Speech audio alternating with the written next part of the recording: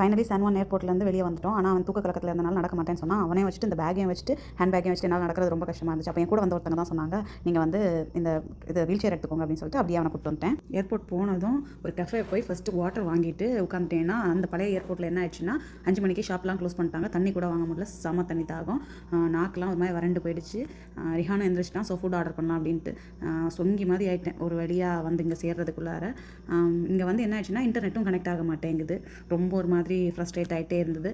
அப்புறம் ஆர்டர் பண்ண ஃபுட் வந்துச்சு. பார்த்திங்கன்னா அவனுக்கு ஃப்ரெஞ்ச் ஃப்ரைஸ் இருக்கட்டும் அப்படின்னு சொல்லிட்டு ஃப்ரெஞ்ச் ஃப்ரைஸும் ஒரு சிக்கன் சாண்ட்விச்சும் ஆர்டர் பண்ணேன். சீஸி சிக்கன் சாண்ட்விச் அப்படின்ட்டு அதுவும் ஆர்டர் பண்ணிட்டு அப்புறம் லக்கேஜும் எடுத்தாச்சு.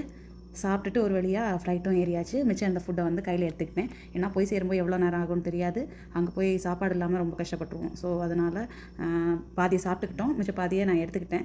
ஏன்னா அன் டைமில் போகிறனால அப்புறம் ஃபுட்டு கிடைக்கலன்னா பாவம் நானும் எனக்கு ப்ராப்ளம் இல்லை, அட்லீஸ்ட் அவனுக்கு ரொம்ப கஷ்டப்படுவான்ட்டு அதை எடுத்துக்கிட்டேன். ஏதாவது கொடுக்கலாம், அங்கே போயிட்டு மைக்ரோவேவில் ஹீட் பண்ணியாச்சு வந்துட்டு. என் தங்கக்குட்டி ரொம்ப ஸ்வீட் சமத்தான் நடந்துச்சு.